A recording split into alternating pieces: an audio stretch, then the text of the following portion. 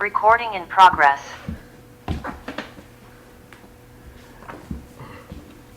Om Namo Bhagavate Vasudevaya. Om Namo Bhagavate Vasudevaya. Om Namo Bhagavate Vasudevaya. Om Namo Bhagavate Vasudevaya. Om Namo Bhagavate Vasudevaya. Om Namo Bhagavate Vasudevaya.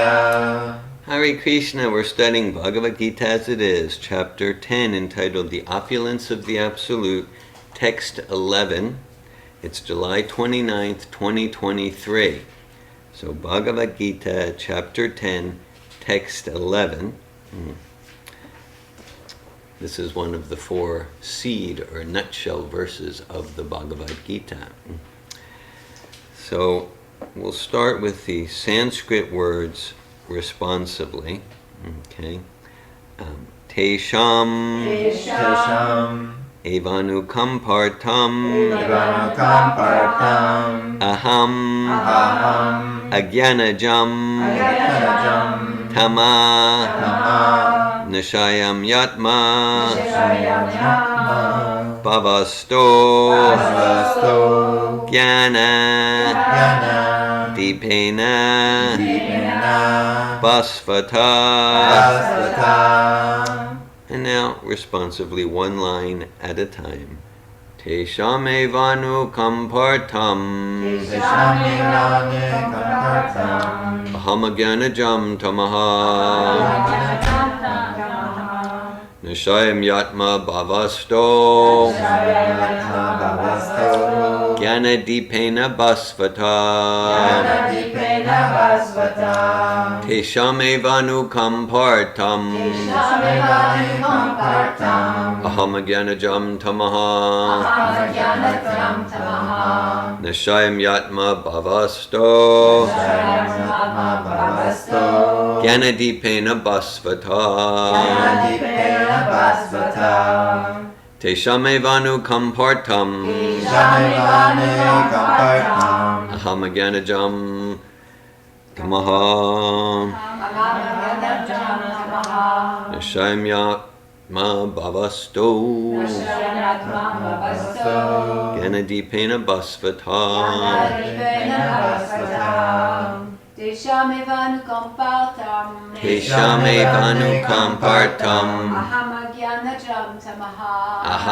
aham agyanajam tamaha nishayam yatma bhavasto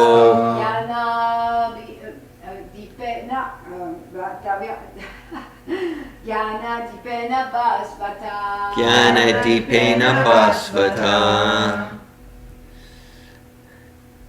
Tesham evanukam partam Tesham evanukam partam aham agyanajam tamaha aham agyanajam tamaha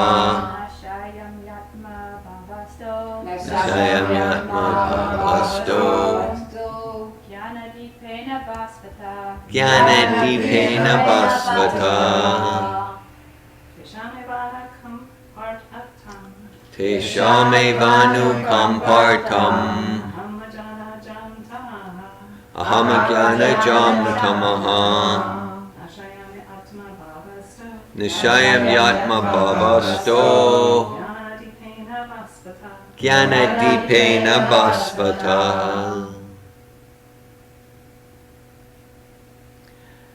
Would anyone else, in person or online, like to lead the chanting of the verse?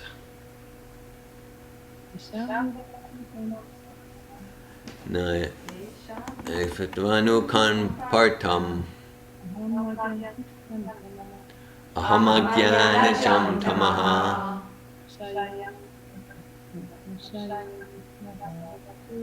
nishayam yatma bhavasto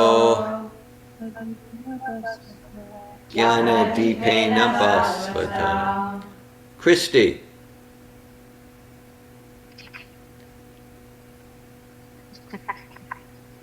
Tesham evanukam partam Tesham evanukam partam. Aham ajnanajam tamaha. Nasayami yatma bhavasto Nashayam yatma bhavasto. Yanadipena bhasvata Jnanadipena bhasvata.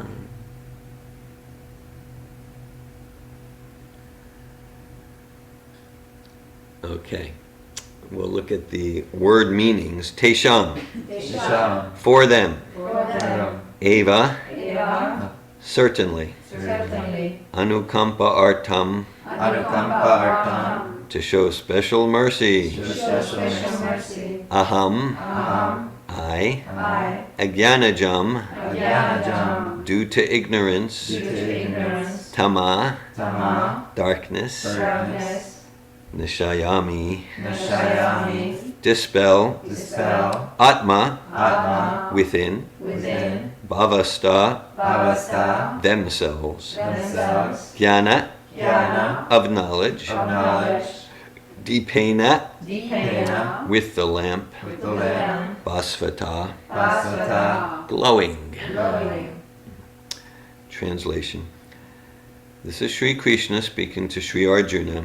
Out of compassion for them, I, dwelling in their hearts, destroy with the shining lamp of knowledge the darkness born of ignorance. Purport by His Divine Grace, A.C. Bhaktivedanta Swami Prabhupada. When Lord Chaitanya was in Benares promulgating the chanting of Hare Krishna, Krishna Krishna, Hare Hare, Hare Rama, Rama Rama, Hare Hare, thousands of people were following him.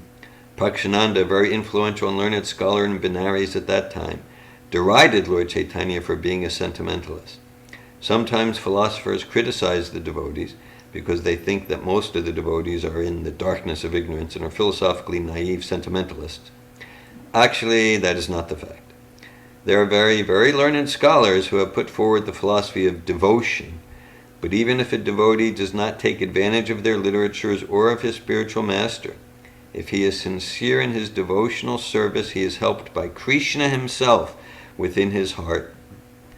So the sincere devotee engaged in Krishna consciousness cannot be without knowledge. The only qualification is that one carry out devotional service in full Krishna consciousness. The modern philosophers think that without discriminating one cannot have pure knowledge. For them, this answer is given by the Supreme Lord. Those who are engaged in pure devotional service, even though they be without sufficient education and even without sufficient knowledge of the Vedic principles, are still helped by the Supreme God, as stated in this verse.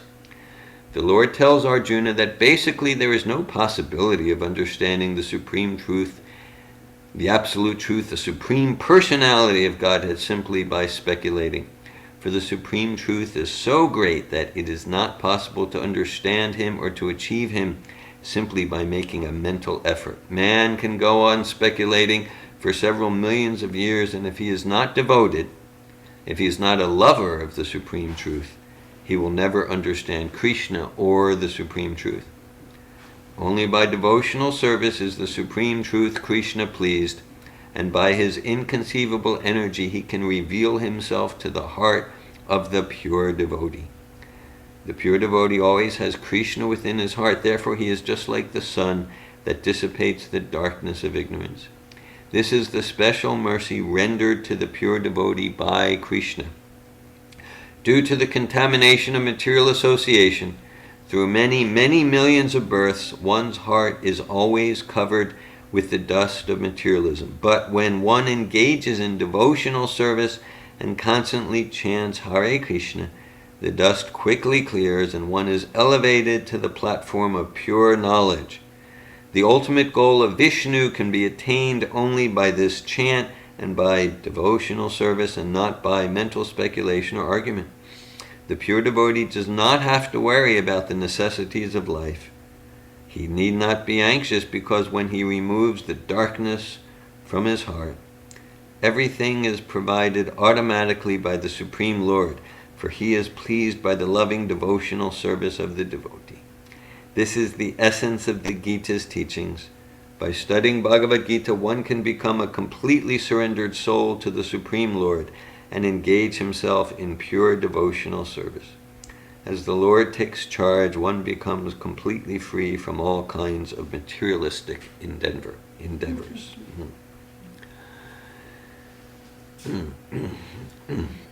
So, I'm going to recite a few more mantras to continue to invoke auspiciousness and the blessings of pure personalities in our gathering. You can hear or chant along if you'd like.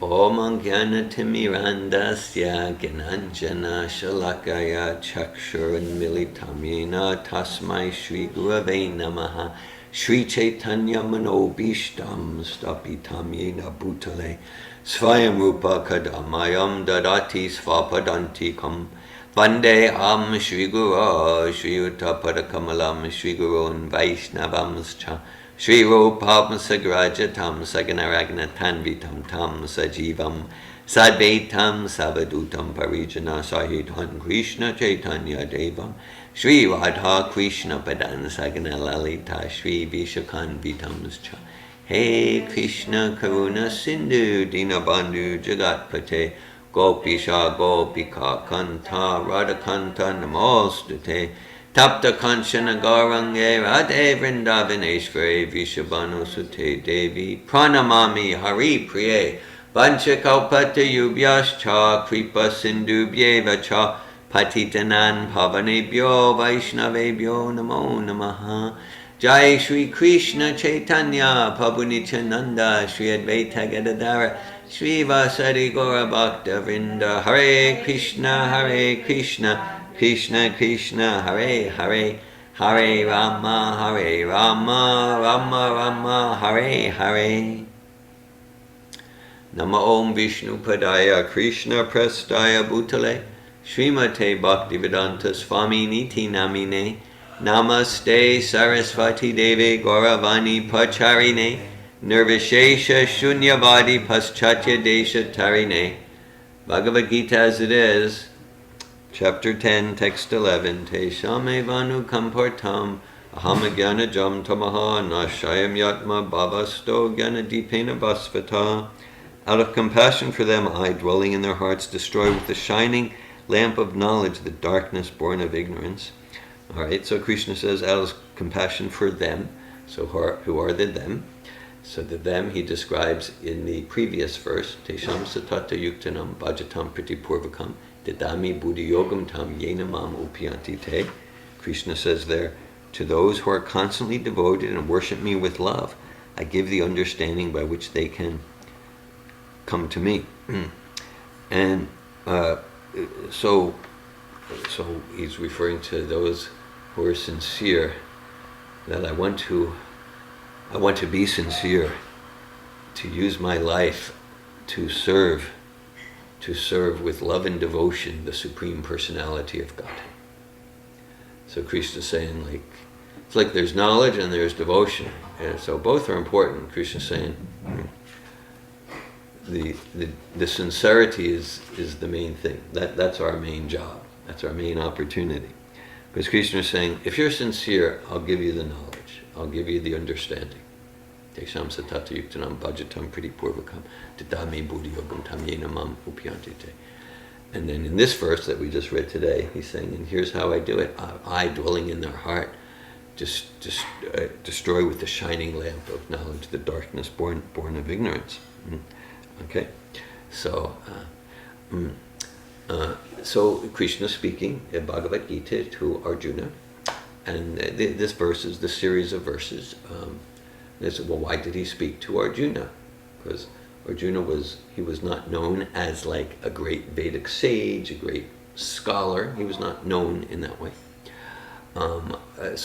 This is a profound philosophical treatise. I'll assert it's the most profound philosophical treatise of all time. So, but whatever one's opinion, it's like it's spoken 5,200 years ago, and Bhagavad Gita, it's like hundreds of translations and so many, maybe thousands by now. So clearly, why didn't Krishna choose someone who is known as a Brahmin Pandit scholar. He chose Arjuna. He's like a warrior. Okay. So that's a theme of Bhagavad Gita. Krishna says earlier in the 4th chapter. So evayam mayatedya yogo prokta paratana bhaktosi me sakacheti rahasyam yetad uttama. Krishna says, well, Arjuna, I'm speaking this to you. That Bhagavad Gita means song of God, means song of the Supreme, song of Bhagavan Sri Krishna. Gita is song. So he said, I'm speaking to you. Why? Because you're my devotee and you're my friend. That's your qualification. You're my devotee and you're my friend. So that's the qualification. So therefore you can understand Rahasyam Yetaduttamam. You can understand the transcendental mystery. So it's like a mystery, it's a secret, but it's an open secret. I mean, what do you mean it's a secret? It's like, billions of people know Bhagavad Gita. But to understand it, we need to cultivate a friendly heart towards Krishna. We need to be following in the line of Arjuna. Similarly, first text of the 9th chapter of Bhagavad Gita, Krishna says to Arjuna, Idam tute guyatamam pavaksham yanasuyave gyanam vigyanam saitam yajgatva moksha se subhat. He says to Arjuna, yes, that's the Anasuya verse. And I was going to go for it. Yeah. First verse, 9th chapter. Okay. Yeah, first verse of 9th chapter. And so Krishna says, because you're Anusuyave, because you're non-envious. Therefore, you can absorb this. Therefore, and there's other times too, Krishna, because you're my friend, because you're not envious of me. Right? And so, again, because there's a text by William Blake. He's either, I think, British or American, something. God, a couplet in his poem. God appears and yes, God appears and God is light to those poor souls who dwell in night, but does a human form display to those who dwell in times of day. Okay, interesting. God appears and God is light. So you think he's going to celebrate that? God is light. God appears and God is light to those poor souls who dwell in night, but does a human form display to those who dwell in realms of day. Just leave that there. Okay. So the Supreme is a person, because here's the thing: if our attempts at truth, absolute truth, to understand the Supreme, the ultimate, whatever term we want to use, if it doesn't include transcendental personhood, transcendental personal relationship, we're going to be ultimately frustrated. We might achieve some non-attachment from material energy, which is nice, but the soul, we're persons. Right there at the 2nd chapter of Bhagavad Gita, Krishna says, Natvevaham jatuna samnatvam name janaripana chevana bhavishima sarvevayamatakram. He says to Arjuna, never was there a time when I did not exist, nor you, nor all these kings on the battlefield, nor in the future shall any of us cease to be. So we're eternally persons, including after the death of the body. The spirit soul goes on, and we're only satisfied in cultivating a loving relationship with the source person. Right? We just sang, we just recited, right? Govinda Mari Pusham Tamaham Bhajami Pusha. The English word person, the source, is that Sanskrit Purusha. That's the source of the English Purusha, person. Right? Govinda, the original person, the first progenitor. I serve, I adore Govinda. Okay, then we're completely satisfied. Right? So, just like, we can understand if there's a car or even a simple watch, or even a simple table like this, we don't assume, how did the car form? How did the simple table form? The wind blew and by chance no, there's an intelligence behind it. Wherever there's any structure or organization, there must be an intelligence behind it. And intelligence means a person. Okay, like there's an engineer, not just there was a white light force. No. There's a craftsman. There's a designer. There's a whole business plan by a CEO. Like that. And then there's persons. We're persons with intelligence. So somebody was just like, okay, so, well, in the next verse in chapter 2 of Bhagavad Gita, Dehinosmin yata dehe komaram yovanam jata ta dehantara praptir dhiras tatra namuyati. As the embodied soul continually passes in this body, from childhood to youth to old age, the soul similarly passes into another body at the time of death. We often do that simple thought exercise in our seminars and workshops. Imagine you're looking at a photo of yourself from when you were 5 years old. Right? Do we say, who is that person? We say no. We don't say. We say, that's me, that's David. That's Jeremy when I was 5. Like that. But we know from chemistry, there's not one cell, not one atom in the body now that was there at 5. Right? But still, there's some constant identity I call David. So that indicates, so the actual identity is completely non-physical. We can say, well, the body grew, and that's not true. It's not like the molecules got bigger. All the parts are completely replaced. Still, there's some constant identity. So Bhagavad Gita is about that introspective process. What is that constant identity? Who is that? You know, as the body changes. And then I can see, like, okay, we talked about like a car or a table or a watch. All right, much more sophisticated than any of those contraptions is this body, right? The blood flowing, the corpus, how many bones, right? It's like, yeah. So like there's a whole lot of structure and organization there. And it's like, what's the intelligence behind that? And I'll tell you, it's not me. It's not me. Like I don't know how my digestion's working. Yeah. Right. It's not me. Right. So I don't know. I don't know how the lymph system works. Like I don't have a clue. Okay. And of course, there's much, the rotations of the planets and like that. So it means like, so I'm in there. I'm not the body. I'm some irreducible quantum of consciousness that animates the body. But then there's like, then there's this other intelligent personality who's like greater than me, running things. Yeah, Malini's shocked. She's not shocked to hear that there's an intelligence greater than mine. She's shocked to hear that I've admitted that there's an intelligence greater than me. She said, "Oh my God, she can't believe the astounding humility." There's hope for you. Yeah. So who's that superior intelligence that's described in this verse? So Krishna's saying, I'm in the heart. I dwell in your heart. That's called, the technical term is the Paramatma, the super soul, the Paramatma. Okay, so we're the Atma. So it's an important, there's the soul and there's the body, important distinction. Bayam Dvitiya Viniveshatasya. To the extent that we misidentify the eternal soul with the temporary body, the actual self with the body, we will be in anxiety, we will be insecure, we will experience stress and torment and neuroses and psychoses, guaranteed. Guaranteed. Right, so it's an important distinction. We're not the body's a vehicle, we use the body. And at the same time, there's another distinction, the soul and the super soul. Okay.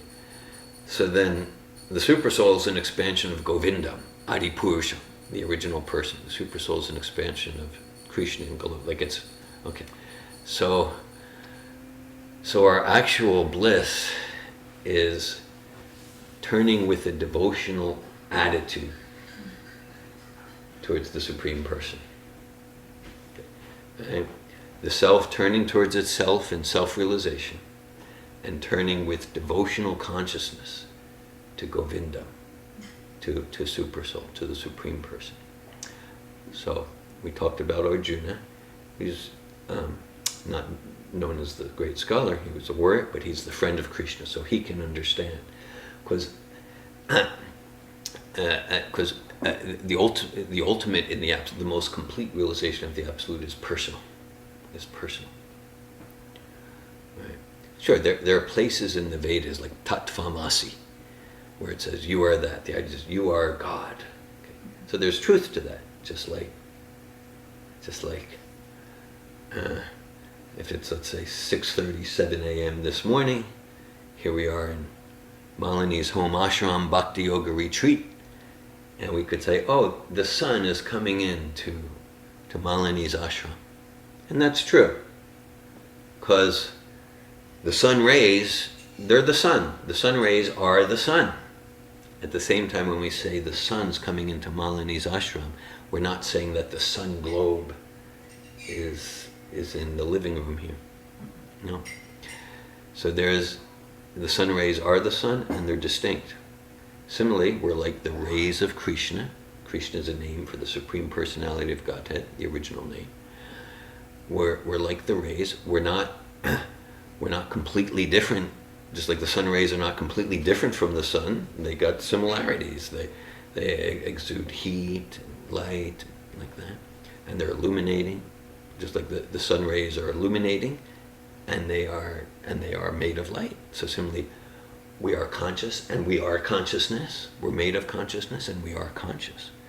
Same time, the sun rays are not exactly the same as the sun globe. The sun globe is 1.4 million times the volume of the earth and each sun ray. That's not true. So similarly. So we're not exactly the same as the Supreme Personality of Godhead also. Okay, so it's the philosophy here of Achintya Beta Beta Tattva. So sometimes I might say like Tattvamasi, you are that, you are God. Kind of like, let's say an example to explain those portions of the Vedas which emphasize the oneness between the sun rays and the sun, between the spirit soul and the Paramatma. So let's say if we're sitting on the beach, and someone might point, they might talk to us and point to the sea and go, that's the ocean. So it's true, that's the ocean. But actually, all we're seeing is like about 10 miles to the horizon. The actual ocean stretches thousands of miles south and north, and thousands of miles across the sea to Europe, right? But still, it's true to say that's it. So similarly, like we can point to the spirit soul and go, you are Brahman, that is Brahman. But it doesn't mean that's the whole ocean, just like the drop of seawater. The drop of seawater contains all of the elements that are in the sea in minute quantity. Just like the sun rays, they are like the sun in some way. So Prabhupada in the purport here, and this is just what we read before japa this morning. He talks about Lord Chaitanya. When Lord Chaitanya was in Benares promulgating the chanting of Hare Krishna, Krishna Krishna, Hare Hare, Hare Rama, Rama Rama, Hare Hare. Thousands of people were following him. Prakshananda, a very influential learned scholar in Benares at that time, derided Lord Chaitanya for being a sentimentalist. So the story there, it's described, well, in Chaitanya Charitamrita, including in the 7th chapter of Adi Leela, and it's also described in the chapter that's upcoming in our Chaitanya Charitamrita study group, 25th chapter of Madhya Leela. So Prakshananda Sarasvati, he was this very profound scholar of the what's called the Mayavad, where going for the non-personal aspect of the absolute. So, and he had 60,000 sannyasi followers, renunciate followers. And Lord Chaitanya came to Benares, and Lord Chaitanya, he was like 24 years old, and he's a sannyasi. And they saw him like, well, when they saw him, they go, well, how come you're dancing and singing in the street with fanatics? You're sannyasi. You're supposed to study. How come sentimentalists and fanatics? Yeah, Hare Krishna. That's not just like a modern thing. This was back 500 years ago. You're fanatic. How come? fanatic, sentimentalist, dancing. How come you're doing that? Like it's embarrassing. Right? So we've gone through some of the same things Lord Chaitanya has. So definitely we have. Yes. I've told this story in some of these classes. Yeah, I remember once. When I went to Israel well, first I studied at the WUJS, World Union of Jewish Students, in Arad in the Negev Desert. I don't think it's there anymore. And then after a few months there, I joined the Bhakti Yoga Ashram in Ra'anana, outside of Tel Aviv. And one of the first Harinams, we were in Tel Aviv on Dizengoff Street. It's the main drag in Tel Aviv, Dizengoff. Okay, Dizengoff Street. And so I was in, and I wasn't real secure. I held it down, but I was like getting this thing. Oh my God. Okay, but then, so we were, doing Harinam, Hare Krishna, Hare Krishna. And then there was this one girl, young lady, like, I was 23 at the time. She was probably about the same age, and I knew her from the WUJS Institute. Like we studied together, and so she was like at a cafe there, and even though I had my shaved head there, and she recognized me. And she just she stood in front of me, and there was, I know it's about, Rukmini was there. Rukmini's here. She was there. She was there that time. Yeah, definitely. She would be on that Harinam for sure. 100%. Yeah. Nitya Siddha was my temple president, and so I'm sure. Yeah, right. It was probably about a dozen of us, something like that. There was all the devotees in the yatra at the time. So this girl, she just stood right in front of me on Dizengoff. And she was strong. She had a stronger, because I was not so solid, but I was like, okay, what am I doing? This Krishna consciousness. She stood in front, and she yelled at me. She said, "What are you doing? What are you doing?" She was like representing Prakshananda Sarasvati. What are you doing? What are you doing? Nice Jewish boy. What are you here in Israel of all places? So it's like, as you can see, it made an impression. I'm still recovering. Okay, so Prakshananda Sarasvati did that. No, wait, what did you say? What did I say? How did you respond? I continued to chant Hare Krishna and dance. That was my response. I didn't respond verbally. I didn't get that, she was necessarily open for a dialogue at that time. And you were busy, so. Yeah, I was engaged. So Prakshananda is kind of like, it's just like, especially to Lord Chaitanya, like, you're a sannyasi, you're meant for philosophy. Why are you degrading yourself in this way? Okay. Now, if we fast forward the story, so then Lord Chaitanya, so Lord Chaitanya visited these sannyasis. He was encouraged. He visited Prakshananda, the 60,000 sannyasis, and he came to their place. And Lord Chaitanya sat down where the shoes are kept. Okay, he sat down where the shoes are kept. So then Prakshananda saw him, and first of all, Lord Chaitanya, even though they were criticizing him, like, why are you fanatics? Come on.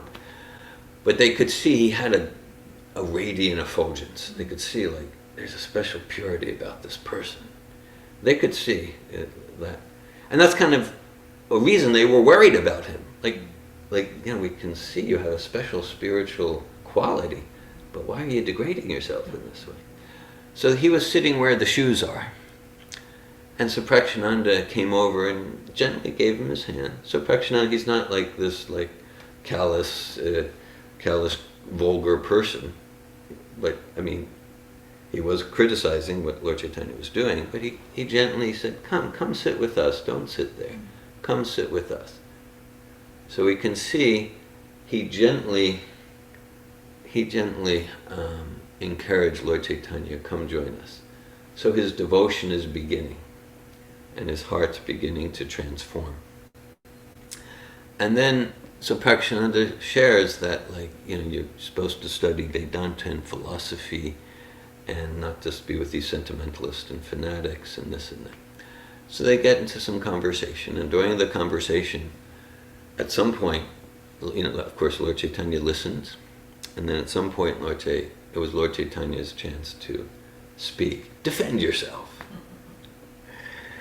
And Lord Chaitanya said, okay, you want to talk Vedanta? Let's talk Vedanta.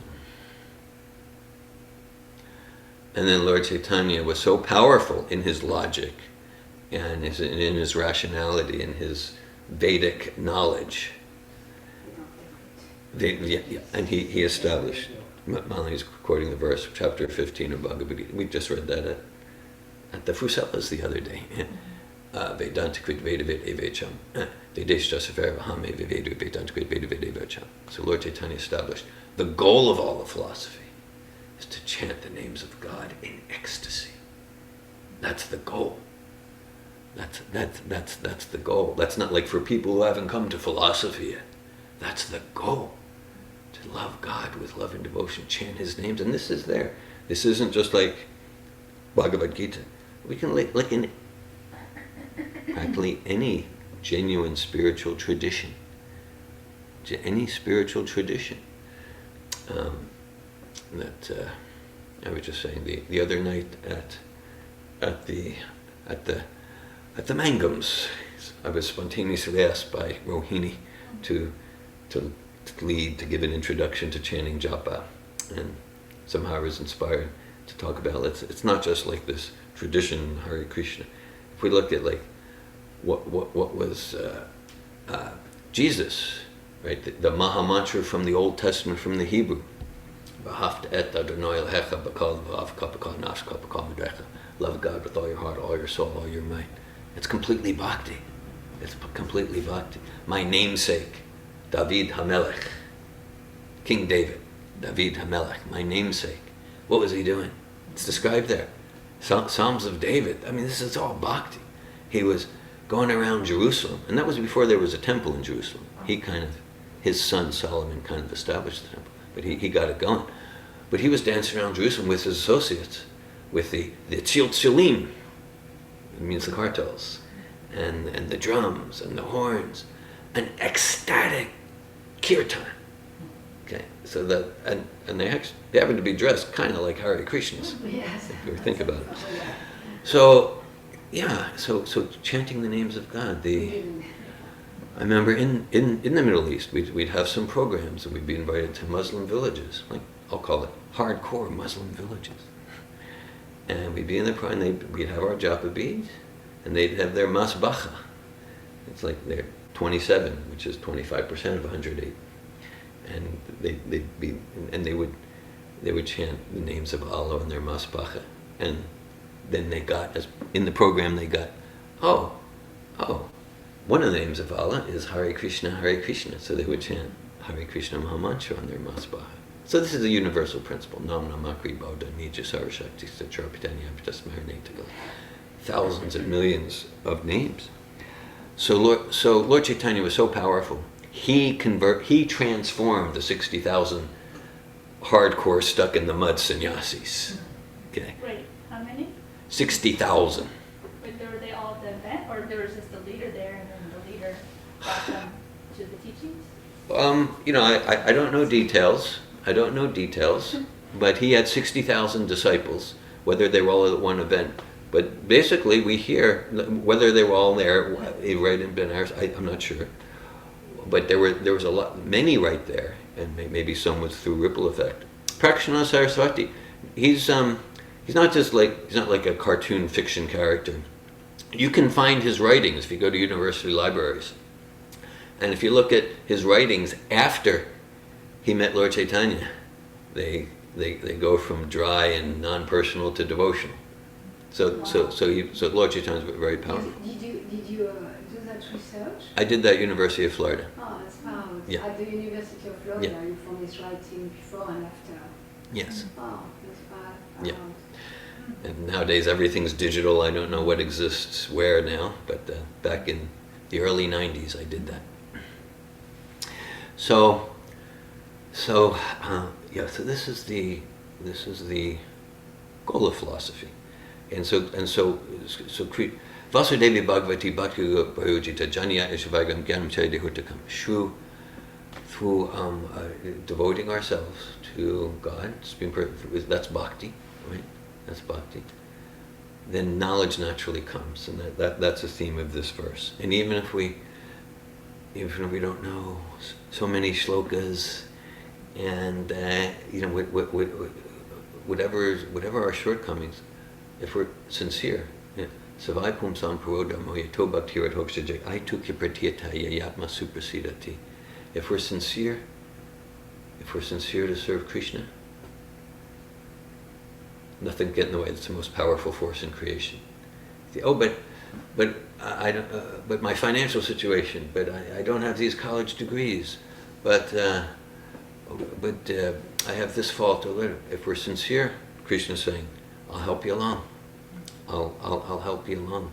Like if we show like one drop of sincerity to devote ourselves to know Krishna, right? Just like if we want to know each other because we're persons, the way to do it isn't to like, I'll analyze you and write notes in my book, and maybe I'll get some information that way.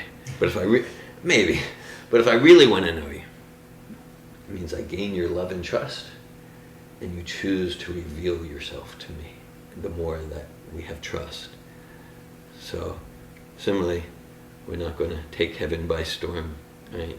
And so we serve this absolute supreme personality of Godhead with love and devotion and all the knowledge.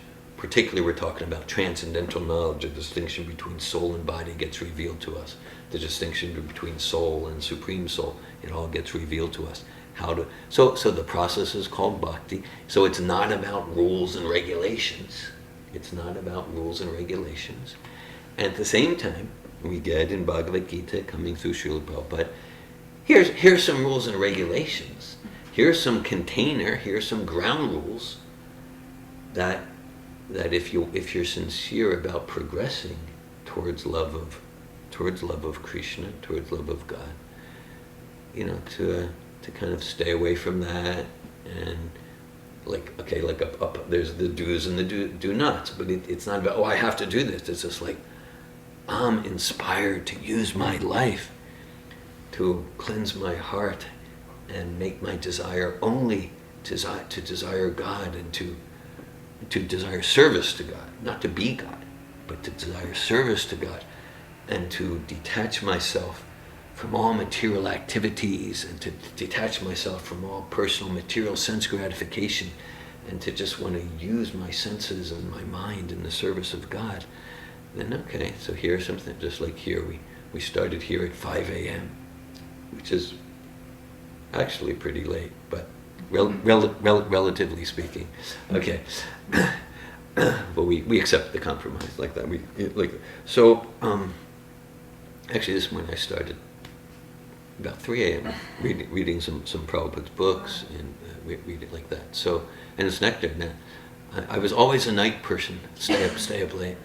But now at this stage in life, I'm like, I really want to get up really early, because there's free transcendental nectar in the air, and I don't want to miss it. And so, yeah, just like in chapter 2 of Bhagavad Gita, Krishna talks about the regulative principles of freedom. Right? Because sometimes that can seem contradictory, like, well, if it's regulated, then it's not free. Just the opposite. We can actually, Paul Salo, never read any of his books, but he has a good quote. He said,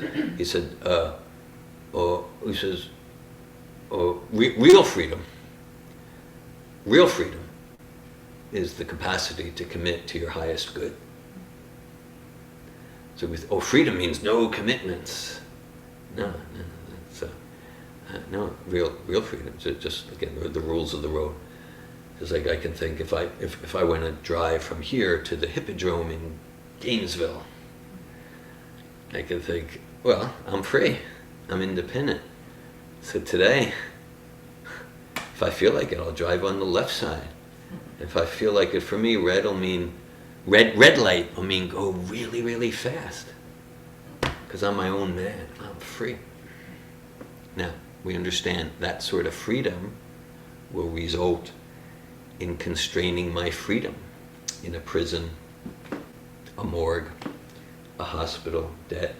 But no, I'm glad, I'm enthused to follow the drive on the right, stop at red light. Everyone follows it, and that frees me. That frees me to achieve my goal, get to the hippodrome. So similarly, if our goal is clean heart, love of God, deep internal bliss, then there's some guidelines that are helpful for that. This verse, I'm just in closing here, this verse is very similar. There's a verse in the Bhagavatam, second chapter, first canto, Shinvatam Svakta Krishna Punya Shravan Kirtanam Vidantastoya Bhadrani Vidunoti Saritsatam, where Sutta Goswami is saying, Sri Krishna, the personality of Godhead, who is the super soul, Paramatma, in the heart of all living entities, and the benefactor of the truthful devotee, personally cleanses the desire for material enjoyment from the heart of the devotee, who has developed the urge to hear his messages, which are in themselves virtuous when properly heard and chanted. And the result of that process, we free ourselves from lust and greed. Like lust means like, I'll be happy if I just have that gratification. Maybe if I have that respect, if I just have that person to ignore me, to adore me, if I just have that car. And then, but once we're lusty and greedy, we're miserable. Lust, greed, envy, we're just miserable. We all have that experience.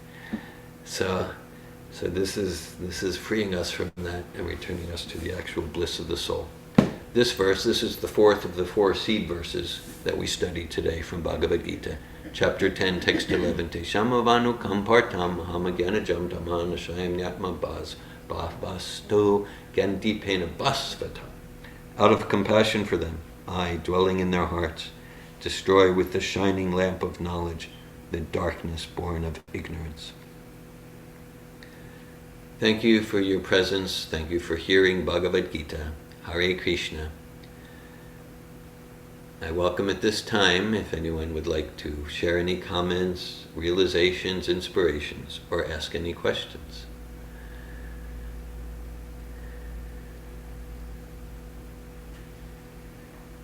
Hare Krishna. Anasuya. So, enjoying this verse because on Monday, the 31st, I'm starting PPTC Part 1. Jai. And so this is so encouraging. And I was having a conversation with my financial advisor yesterday, and I was letting him know what I was doing. And so I got to talk a little bit about my spiritual path. Yeah. And he was like, well, things can change after 5 years. We'll talk. I said, oh no, it's just going to get stronger. And so I was talking about this coaching. He's like, so does that mean you're going to be teaching the Bhagavad Gita? Because I was giving him a lot of information. Okay, yeah. And I said, well, it's going to be the foundation of what I use and how I go about, having a personal conversation with somebody. And he was just so intrigued. We spent like an hour talking about how this coaching is what I want to do in a year, and how I'm going to be inspired to serve my spiritual master Prabhupada. And he's just like all wide-eyed, and he's just like, how did you come to this? And I talked about your home programs from 5 years ago, and how singing with Malini was just opening up my heart. And so it just like was like one confirmation after another. So I felt like, I might have a financial advisor coming to one of these programs soon because he was just so intrigued, and and then I brought my father along with this. I didn't know where we were going in our conversation, and I said my father probably hasn't even heard this much. I said, he wasn't sure, like this was the path for me. He was like concerned, and they thought it was going to be a fad and it was going to go away. And I said, here it is 9 years later. So I said, no, it's only going to get stronger. So. But what it's going to reference in the verse, it says, due to the contamination of material association through many, many millions of births, one's heart is always covered with the dust of materialism. But when one engages in devotional service and constantly chants Hare Krishna, the dust clearly clears and one is elevated to the platform of pure knowledge. So that really struck me, because I'm like, I took millions and millions of births because I didn't. I don't know what my association was in past lives, but I feel like in this life, it's finally shining through.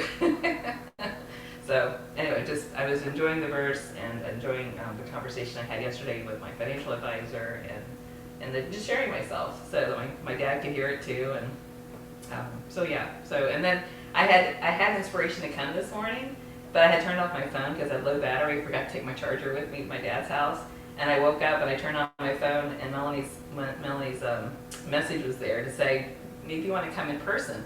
I'm like, yeah, I was going to come in person. Yeah, I'm going to come in person. So I told my dad, like, we're going to have breakfast early together because I'm going to go to the program this morning. And he's like, you have a wonderful time. So, it's just like, it's so amazing. It's just like, yeah, go do your thing.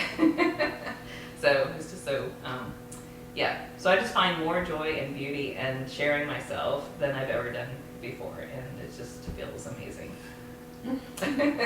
So, Jack. Thank you, Anasuya. Thanks for sharing. Thanks for sharing your amazing sharing.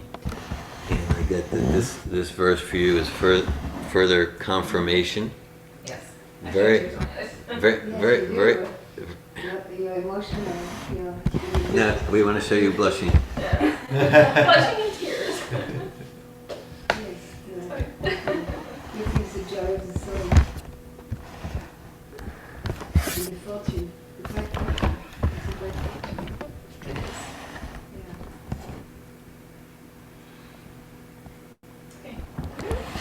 Hare Krishna.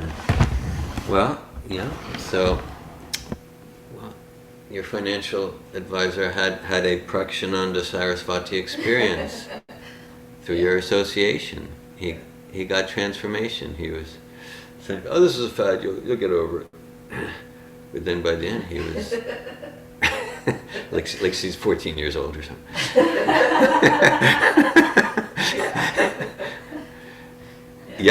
But then So, and I'll say that in these 9 years, I've been moved, inspired, impressed. You have a humble, disarming, unassuming way to share yourself in such a way that people who, from my judgment, would be kind of like unexpected, and then they just open up, and the natural Krishna devotion in their heart begins to shine in your association. So that's Krishna in your heart, just giving you inspiration to share in your childlike way. Very wonderful. Anasuya is like a secret agent. Like a secret agent, yeah. For Lord Chaitanya.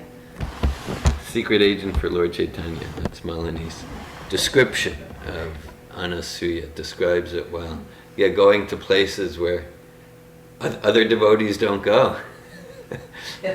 It's true. Damayanti. Hare Krishna, thank you for the class. This week I had a conversation. I hired a coach. Yeah. And to talk about like business, like I want to do something else. Any of my clients here? They're not online, but I'm a little bit bored with the work I do, and just a little, enough that I want to change it. It's not a small amount.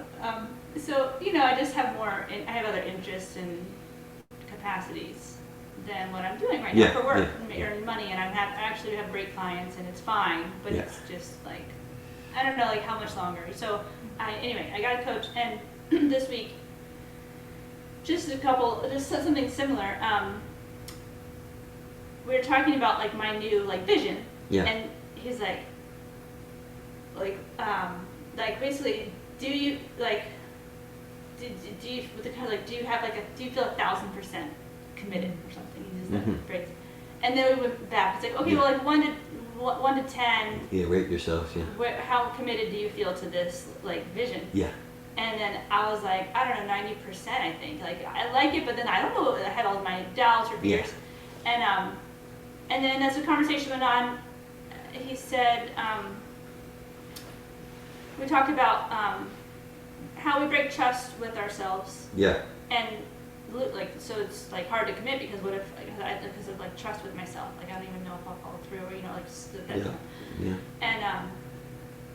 And we were talking about trust with ourselves. Hold on, and it's right there. I just had it, but I'm really self-conscious because I don't even know what I just said.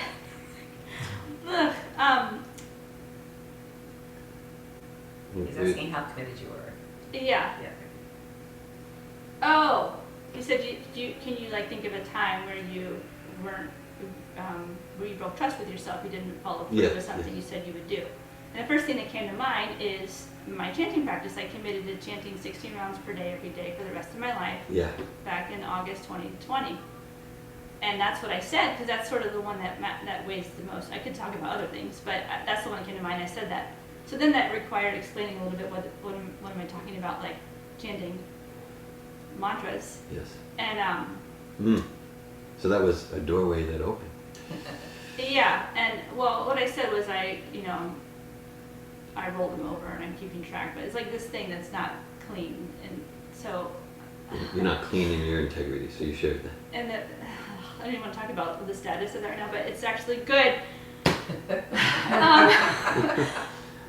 Anyway, judge me as you wish, or So anyway, then he's like, well, "Why did you make this vow to chant these mantras?" And I was like, "I'm associating with God. The mantras composed of names of God, and so it's like purifying my heart and my soul. And it's like this is not something I'm doubting. This is in the 1,000% category.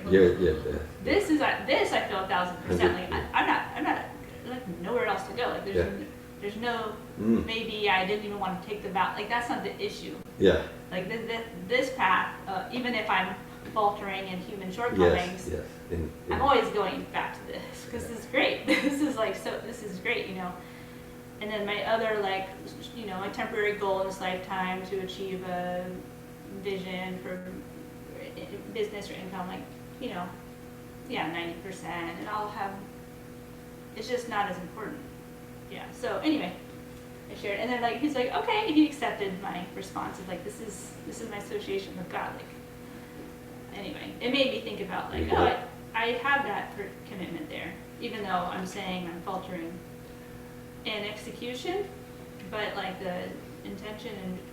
Yeah, as far as, so the practical application, so there's less than perfection, but you got to preach to your coach there, a career coach or whatever, just like Anasuya did with her financial advisor. And then he asked an open-ended question, how come? So as far as the how, as far as the why, you're 108%.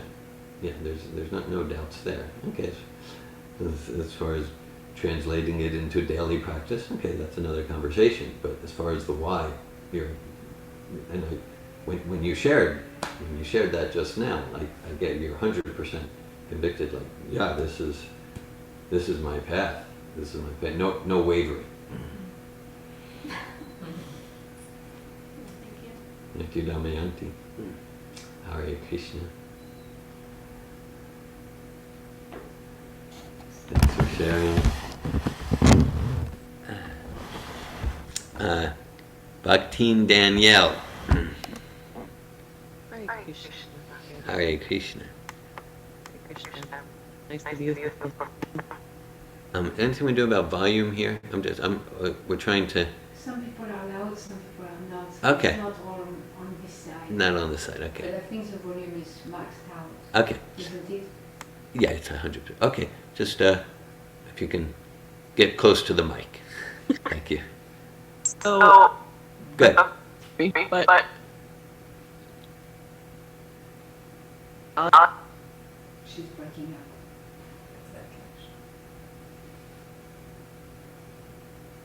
up. Yeah. We're actually not. Are others hearing? No. Somehow we're not hearing you. I'm not sure why. George is trying to get you some other orb. Okay, George to the rescue.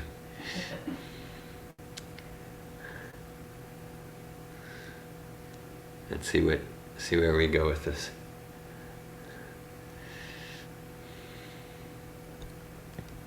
Did that help anything? Yes, it's working. Okay. Thank you, George. Great, thank you, George. So I felt really inspired by your sharing about how you went into these different cultures and these different places, and you presented Srimad Bhagavatam, you presented Prabhupada, you presented Lord Chaitanya, and unflinchingly just spoke what you felt like, was alive in you through your understanding of our spiritual masters in the parampara. And I'm so inspired by the Sattvatovian way and the presentation of the communication processes and how universal they are and how they align and fit with nectar of devotion, nectar of instruction. Because when I first started taking the Savatov classes, I was like, wow, this is nectar of devotion.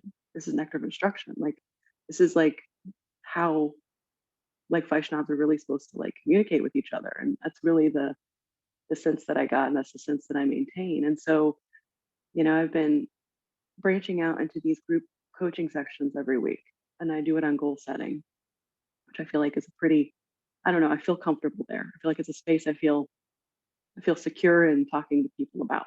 And so I knew that I wanted to introduce some kind of bhakti influence. I wanted there to be service to, Srila Prabhupada. And I've found ways just from listening and communicating with people to present his message. Everyone is looking for Krishna. Everyone is looking for Krishna. And it's pretty impressive to me how intelligent I can present when I'm really not talking anything that it's like it's not from me. It's like all stuff it's all Prabhupada. It's all Prabhupada. And then it's really easy to just point to him and say, look, it's not really me. It's really Prabhupada. Like if you really are interested, and oh, if you like the way I talk, there's this other guy and like this, this lady that, just are just awesome. And you should really probably talk to them because they're the ones who first talked to me. And really, I don't really know very much. And they're the ones that really know things. And so it's been very beautiful. It's been a very beautiful, and I feel very trusting. And it's nice to hear you and your process of how you unfolded, where you were, a young man reading and wanting to share, and how you developed your own sense of that. It's always very interesting for me to hear how we get inspired by those who came before us, and if we're really trusting and just giving into that it creates this ripple effect. Like you're saying, the regulative principles of freedom, everyone's looking for the, I hear so much about meditation and mindfulness and, affirmations. And then it's like, there really are rules, like there really are universal spiritual principles that we all know to be true in our core. And so when I say it out loud, it doesn't sound shocking, even though I'm afraid of it. I'm afraid that people will be like, what do you mean get up early in the morning? Like, I love working my overnight stock position at Target. This fulfills me. It fulfills my bank account. No one says that. They're like, yeah, this job is not great. I have a really hard time working there. It just becomes natural. And it's uncomplicated. I guess I'm resonating with your experience and your sharing and the universality of that, stretching back through our parampara and like the idea of it not being sectarian, that this is happening through all the wisdom traditions. Yeah. Hare Krishna. Thank you so much.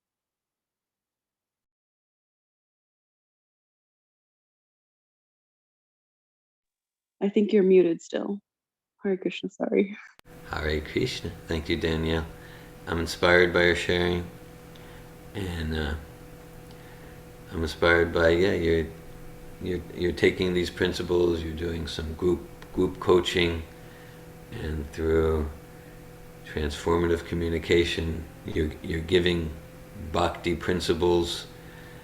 Yeah, and that's kind of I got that. Like I was never interested in religion. I'm still not interested in religion. And for a long time, at least since my early mid-teenage years, I have been interested in like a process of transformation of being, transformation of consciousness. And so that's our endeavor, whether through the Safatov seminars, through coaching, through coach training. We're endeavoring to, these are all Krishna's energies. Leadership, counseling, communication training, to use Krishna's energies in Krishna's service, and that's what Prabhupada wants us to do. and not in a haphazard, whimsical way where it just becomes a farce, but so that it requires like prayerful intelligence, how to engage the energies of this profession in Krishna's service. And yeah, I got that when I read Prabhupada's books, like, oh, these are universal principles which were consistent with the universal principles I picked up from the late 70s when I was involved in the human potential movement, the early 80s, when I got very involved in training counselors in the Rogerian person-centered method. I saw, I don't need to give this up. But this brings completion and perfection to all these principles. And I had, I was very weak in some ways, but I had full faith in the universality, and thus there I was on Dizengoff Avenue, dhoti, kurta, shaved head, with the young lady who was appalled. And she was actually caring enough about me to be honest with me, and I carefully considered her feedback. And we use the term the universality. So just another part of my life when I went to graduate studies in the university. And I was writing, some of you have heard me tell this, but I was writing my papers in social science language, but I was giving Bhagavatam. I wrote one paper, it was on community organizing. Boring stuff. I mean, stuff I'm not so interested in, but like community. Actually, my professor wrote the textbook. So I wrote, but the Bhagavatam has so much about political intrigue and political strategy. It's all there in the Bhagavatam. Every human endeavor is there in the Bhagavatam.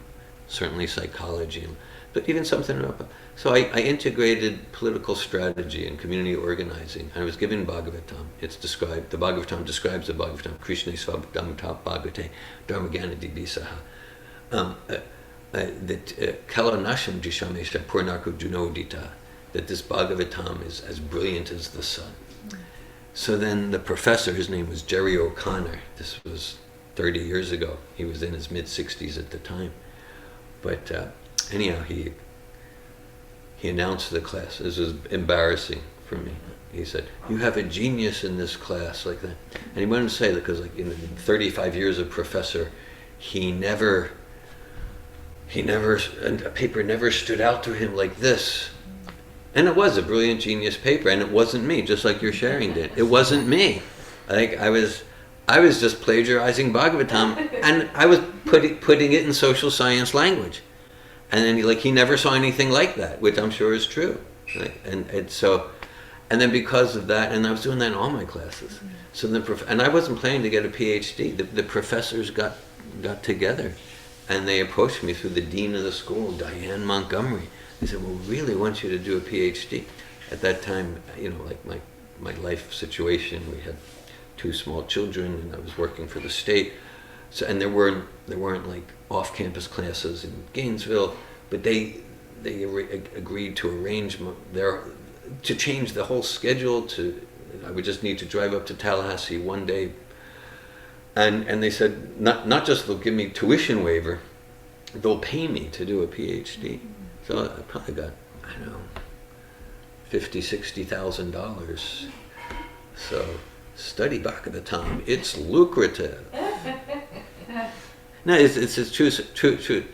And so studying Bhagavatam is my favorite thing to do in the world, Bhagavad Gita.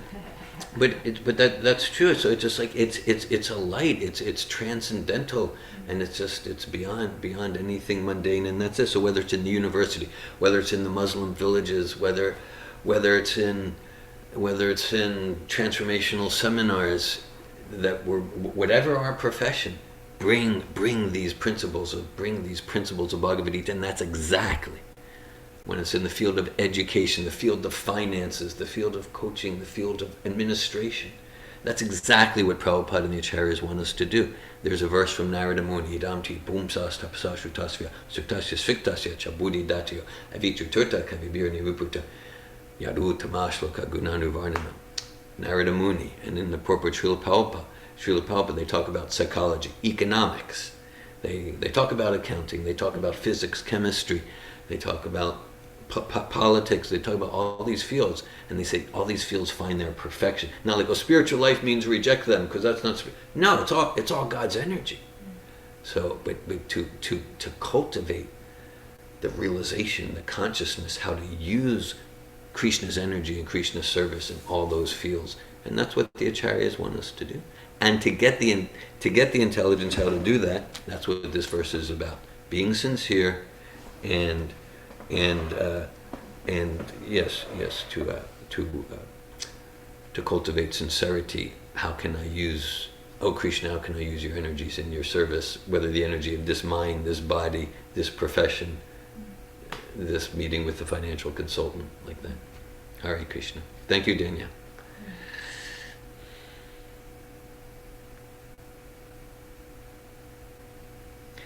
Any other comments or questions?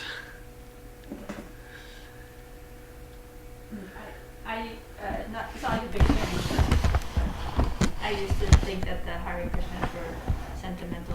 Fanatics, yeah. I didn't think fanatic. I just thought out of touch. Out of touch, yeah. Ungrounded. Yeah. Just like Yeah. lost. Lost there. So I had that impression. Yeah. I'm Interesting. still questioning myself. Yeah. Well, yeah, I had a friend who made fun of the Hare Krishnas, and we'd mock the song. Yeah. Living like a roommate with my early 20s. So that was your first chanting. His first I game. probably sang along. Jeremy I probably understands sang the along. program. Yeah. Because I ate that Krishna lunch at UF. Yeah. Oh, you did. Yeah. Planting the And, seed.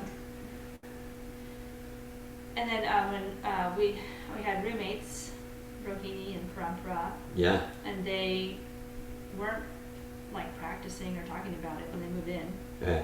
But then all of a sudden they're like going towards that direction Towards that direction. of practicing bhakti yoga Yeah.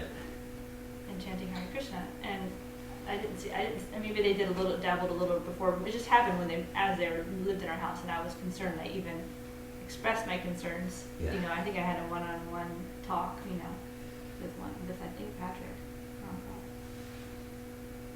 I was just like, okay, well, I'm gonna respect whatever you do and try, and I'm not gonna be upset about it. I just have initial concern and I'm expressing it. Yeah. And I think it was just like whether this is like a cult or just not grounded. Because all I really saw was people in public singing Yeah. with emotion. With emotion. It's just like, that it's not grounded. And happy. And happy. I didn't see There it. must be something wrong with them. Look how happy these people are. Must be something wrong. Yeah. Smiles on their face at least. Now I'm one of them. But at first, Go out. I love it. You're not just one of them, you're a leader of I say, them. let's go. I love it. Yeah, anyway. So I had those initial thoughts. I just thought I'd share it. I thought it was a sentimental group too. But then when I attended a program and as soon as I heard the philosophy, Yeah. I mean, with one class, I was like, oh. I mean, I think the first class I attended was before the Sapphic September. I went and left the room and cried really Yeah. hard. Well, I don't know why. I don't even remember what I was crying about. But anyway, I was immediately I remember impressed when- by the philosophy. I remember those early programs, you were in tears. I didn't even know what it was about. I don't remember thinking about God until a year later or something. But anyway, I had those impressions. Hare Krishna. Thank you, Damayanti. And yeah, I'm going to say a theme here for me, like a summary coming is so this bhakti yoga, it's rigorously philosophical. Like I haven't found anything that even 1% satisfies my intellect and my philosophical propensities as much as Bhagavad Gita stream. Rigorously philosophical and relentlessly devotional and emotional simultaneously. What a combination. What an integration. Bhagavad Gita ki. Yeah. Srila Prabhupada ki jai. Jai. Hare Krishna. Hare Krishna.